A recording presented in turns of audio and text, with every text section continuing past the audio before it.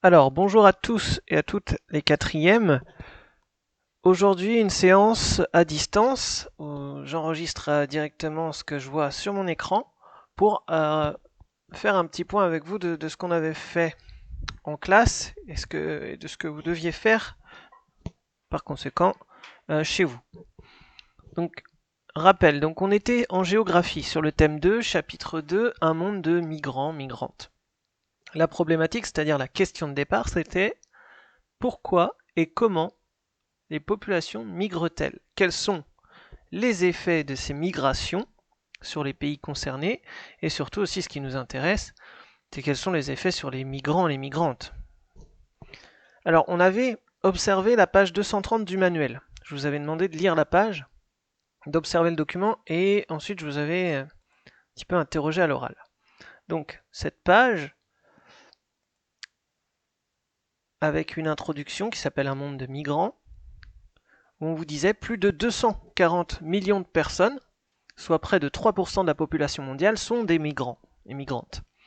Leurs motivations sont variées, soit étudier, travailler à l'étranger, ou trouver de meilleures conditions de vie, ou encore fuir un pays en guerre. La mondialisation, là vous devez vous rappeler de ce que c'est la mondialisation, parce qu'on l'a dit et redit, c'est-à-dire la connexion des différentes parties du monde, facilite et renforce ces migrations. Le fait que toutes les parties du monde soient connectées par des bateaux, des avions, facilite les migrations, donc les déplacements. Ce document, c'était la une du journal Libération du 21 août 2015. Vous aviez une petite légende, la crise des réfugiés en Europe. Depuis le début de la guerre en Syrie en 2011, un nombre croissant de Syriens tentent de rejoindre l'Europe pour fuir la guerre. C'est le plus fort afflux de réfugiés auquel l'Union européenne est confrontée depuis la fin de la Seconde Guerre mondiale. Donc ça veut dire que depuis la Seconde Guerre mondiale, en Europe, on n'a jamais eu autant de migrants à tenter de venir s'installer. Voilà. Et sur l'image, on voyait clairement une sorte de canot de sauvetage, bateau gonflable peut-être, sur lequel il y avait au moins, je dirais, au moins une quinzaine de personnes, ce qui est déjà beaucoup trop pour un bateau aussi petit. Et on est en mer, sans doute en mer Méditerranée, puisqu'on voit sur la mini-carte que ces gens sont partis de Syrie et qui rejoignent l'Europe, donc ils passent forcément par la mer Méditerranée, avec un grand titre face à l'exode. L'exode, c'est une migration, un déplacement de population. En introduction, on avait copié donc l'introduction du manuel, page 230, qui était très bien faite, c'est celle que je viens de vous lire. Ensuite, vous deviez copier la définition de migration, qui est tout simplement un déplacement d'une personne ou d'un groupe de personnes d'un lieu à un autre pour s'y installer durablement. Donc on va changer d'habitat. D'accord? En sixième, vous aviez vu la notion d'habiter. Donc on va changer d'habitat, on va se déplacer pour habiter ailleurs. Donc c'est un petit peu différent du tourisme où on ne vient que pour visiter et donc on ne change pas d'habitat durablement. On vient visiter quelques jours, quelques semaines, voire quelques mois et on s'en va. Là, l'objectif pour ces personnes, c'est d'avoir une nouvelle vie ailleurs. Donc on distingue les migrations internationales, c'est-à-dire les migrations entre pays, et les migrations internes, c'est-à-dire des migrations qui ont lieu dans un même pays. Donc je vous avais pris mon exemple tout simple. Moi je viens d'une région, la Bretagne, je suis venu m'installer à Paris. C'est tout simplement une migration interne d'une région à une autre. D'accord. Pour ça. Ensuite, on était passé au grand 1. Grand 1 que j'avais appelé migrer, où, pourquoi et comment. Grand A, vous aviez noté aussi normalement dans le cahier, les causes de migration et les conditions de vie des migrants migrantes, l'exemple du Qatar, parce que dans le manuel vous aviez un exemple très très poussé avec plein de documents sur la vie justement des migrants migrantes au Qatar. Donc je vous avais demandé, c'est un travail que je vais relever quand on va se revoir au mois de mai, de noter sur une feuille double votre nom, votre prénom, votre classe, puis d'écrire ensuite exercice noté de géographie partie 1, un monde de migrants. Écrivez ensuite question page 233 puis répondez aux questions. Donc là le but c'est pas que je vous donne les réponses évidemment, mais que au moins j'éclaircisse avec vous ce que j'attends de vous, quoi. Donc, ce qu'il faut faire, ce qu'il fallait faire, ce que vous avez sans doute commencé à faire, c'est répondre à ces questions qui sont là. Tout simplement en utilisant les documents qui sont indiqués. Donc question 1, documents 1 et 2, complétez le tableau à l'aide des témoignages. Donc là, il faut tout simplement refaire sur votre copie double le tableau que vous avez ici, avec le témoignage d'une personne qui s'appelle Mahendran et le témoignage d'une autre personne qui s'appelle Olivier. Dedans, il faut indiquer le pays d'origine de ces deux personnes, leur métier, les raisons de leur départ, le type de main-d'œuvre qualifiée ou non qualifiée. Alors ça pose parfois problème. La main-d'œuvre, c'est tout simplement les gens qui travaillent. Donc, est-ce que ces gens sont qualifiés, c'est-à-dire ils ont des diplômes particuliers, des formations particulières, ou non qualifiés, c'est-à-dire que c'est plutôt des métiers, c'est souvent basé sur des métiers manuels, où ça ne nécessite pas forcément de longues études ou des diplômes. Voilà. Même si, évidemment, il y a un savoir-faire. Quelqu'un de très diplômé ne saura pas forcément construire une maison de ses mains, mais en tout cas, c'est comme ça qu'on fait la différence entre diplômé et non diplômé, on appelle ça main-d'œuvre qualifiée ou non qualifiée. Les revenus ensuite, c'est-à-dire les revenus, c'est l'argent gagné. Donc on ne vous demande pas forcément la somme d'argent, on vous demande juste si les revenus sont faibles, les revenus sont forts. Si vous avez les chiffres, tant mieux, vous les mettez, mais si vous ne les avez pas, vous essayez de le savoir à partir des documents. Et les conditions de vie, évidemment, dans quelles conditions de vie vivent les migrants Mahendran et Olivier. Leurs conditions sont sans doute différentes, c'est pour ça qu'on a fait un tableau de comparaison. Donc à vous de bien le remplir. Question 2, documents 1 et 2. Donnez 3 raisons qui expliquent l'importance des migrations vers le Qatar. Donc vous utilisez le témoignage de Mahendran et vous utilisez le témoignage d'Olivier également. Vous pouvez aussi utiliser ces petites aides autour des photographies. Ensuite, question 3, document 3, de quel pays viennent la majorité des travailleurs immigrés? Là, vous avez les réponses dans le document 3. À vous de bien lire la légende, c'est assez facile. Juste interprétez correctement la légende, regardez la carte et vous aurez les réponses. Enfin,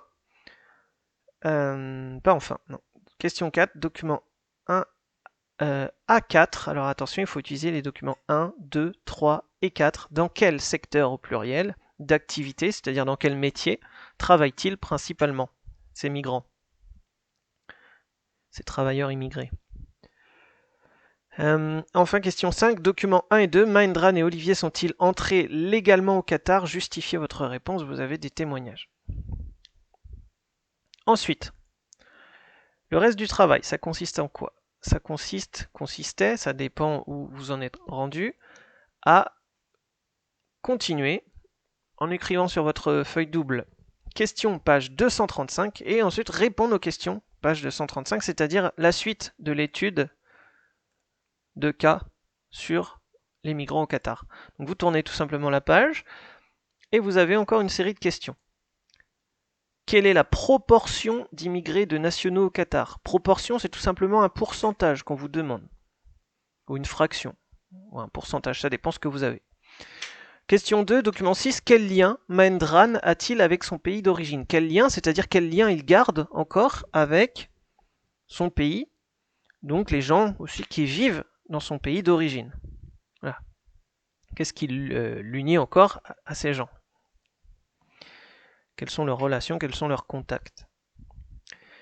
Question 3, document 7, combien de Népalais quittent chaque jour leur pays pour émigrer à l'étranger? Relevez 2 conséquences de cette émigration pour le Népal. Alors, vous avez vu qu'il y avait le terme immigré, émigré. Immigrer, c'est, par exemple, prenez le point de vue de la France. Si vous êtes en France, si vous dites qu'il y a des immigrés en France, ce sont des gens qui rentrent en France. Si vous dites des émigrés, c'est-à-dire qu'ils partent de France. Pour retenir, immigré, ça commence par un I, donc comme intérieur. Des gens qui rentrent à l'intérieur. Et émigré commence par un E comme extérieur. Des gens qui partent à l'extérieur. Voilà. Donc quand on reprend la question, Combien de Népalais quittent chaque jour leur pays pour émigrer à l'étranger, c'est-à-dire combien de gens partent à l'extérieur du Népal. Ensuite, question 4, document 9. Pourquoi l'auteur dit-il qu'il y a 2 sociétés au Qatar?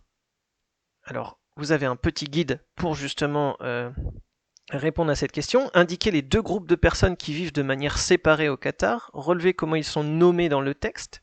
Relevez la phrase qui explique la raison de cette séparation. Si vous expliquez tout ça, vous avez donc tous les arguments pour expliquer pourquoi l'auteur dit qu'il y a 2 sociétés au Qatar. Ensuite, question 5, document 1 à 9. Là, vous utilisez tous les documents 1 à 9, c'est-à-dire qu'il faut retourner sur la page d'avant, reprendre tous ces documents, tous les croiser, tous les utiliser, tous les avoir en tête.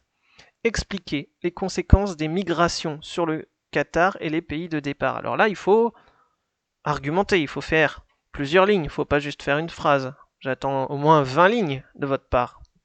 Parce que là, on est bientôt en 3e en plus. Il va falloir commencer à rédiger, bien expliquer. Vous avez 9 documents à utiliser, donc ça veut dire que vous avez 9 documents que vous pouvez citer. Dans le document 1, j'apprends que, dans le document 2, j'apprends ceci, dans le document 8. Voilà, il faut croiser les documents, utiliser tous les documents pour expliquer les conséquences des migrations sur le Qatar, les pays de départ. S'il y a des mots que vous ne comprenez pas, comme là, ségrégation sociale, c'est un mot qui est mis en vert, parce que ceux qui ont fait le manuel, ceux et celles qui ont fait le manuel se doutent que le mot est compliqué, ils vous l'ont mis tout simplement ici. Quand il y a un mot en vert, il y a toujours un peu de vocabulaire pour vous les expliquer. Comme ici, par exemple. Bref, on continue, on termine. Après, donc vous avez remarqué, en fait, dans votre cahier, vous n'allez avoir que des titres. Grand 1, grand A. Après, vous travaillez sur la feuille double et vous mettez ensuite grand B. Vous allez écrire grand B, parcours de migrants, migrantes, l'exemple d'une migration entre Kaboul et Paris. Donc, alors c'est vrai, dans le cahier, ça fait bizarre, vous n'avez que des titres, mais en fait, tout votre travail et tout le cours va dépendre de votre travail sur votre copie double. Donc, si vous travaillez bien régulièrement et vous faites le travail comme je vous le dis, vous aurez un cours complet. Je pourrais évaluer ce travail sur copie double et pourquoi pas refaire une évaluation, pourquoi pas en mai, sur ce chapitre, avec une autre étude de cas. Donc, ensuite,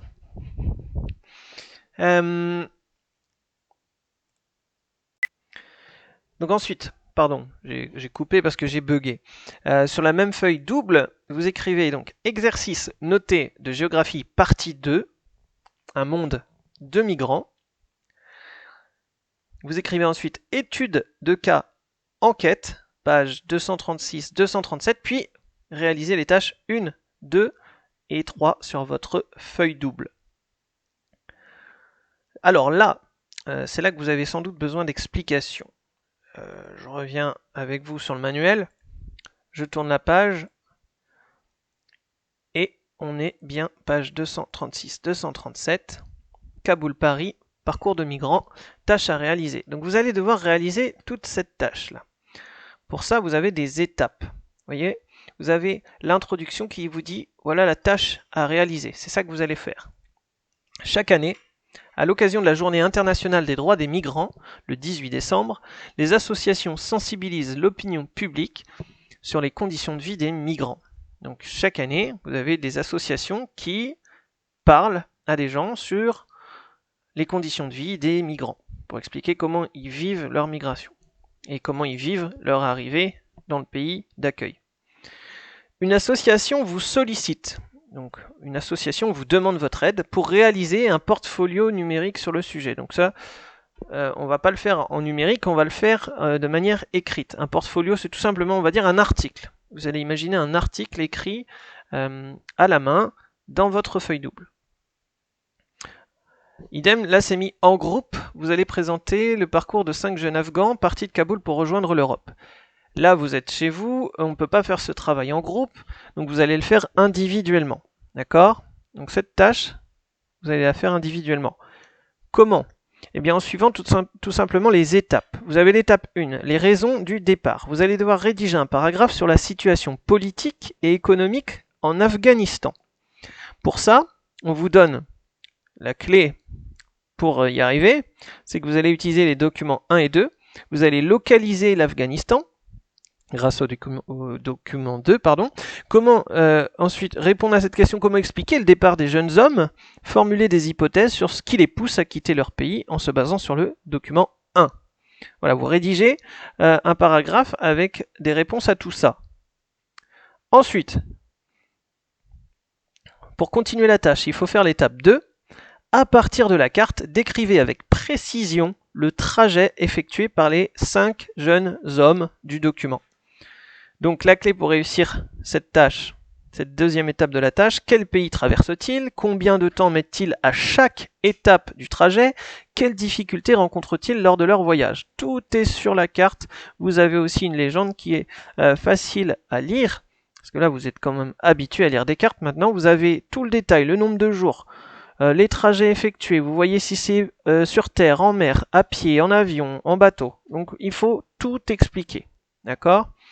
Ensuite, c'est comme si en fait vous faisiez un article, vous étiez journaliste et que vous faisiez un article sur le cas de ces 5 migrants partis d'Afghanistan, de Kaboul, pour arriver jusqu'à Paris. Enfin, le récit illustré, c'est l'étape 3 de la tâche à réaliser. Donc, à partir des photographies, de la carte et du texte, rédigez un récit illustré qui résume les conditions du parcours et les risques pris de ces jeunes migrants clandestins.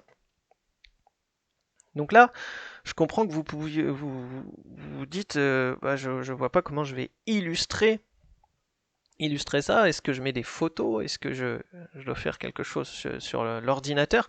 Alors non, pas forcément. Si vous avez une imprimante et que vous voulez imprimer des images, des documents, vous pouvez le faire.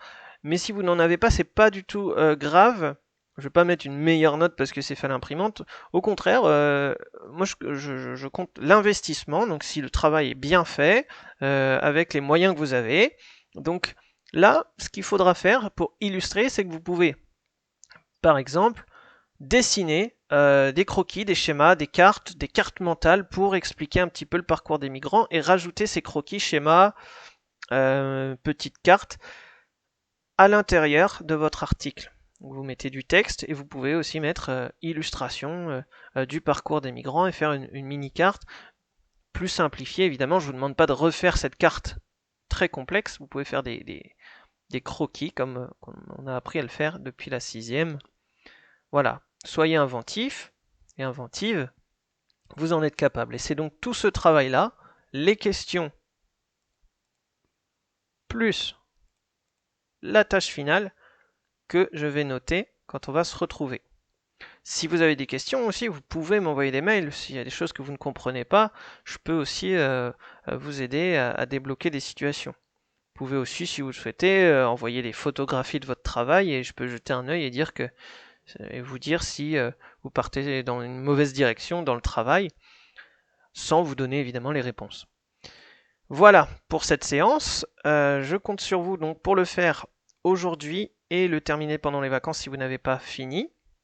Et puis je récupérerai ça au mois de mai, donc juste après les vacances. On aura encore une semaine à distance, il me semble, après les vacances. Donc d'ici là, je vous donnerai la suite du travail à faire.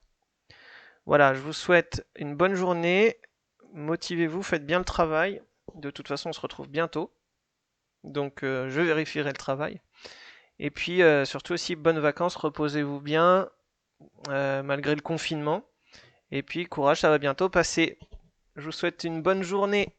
Au revoir.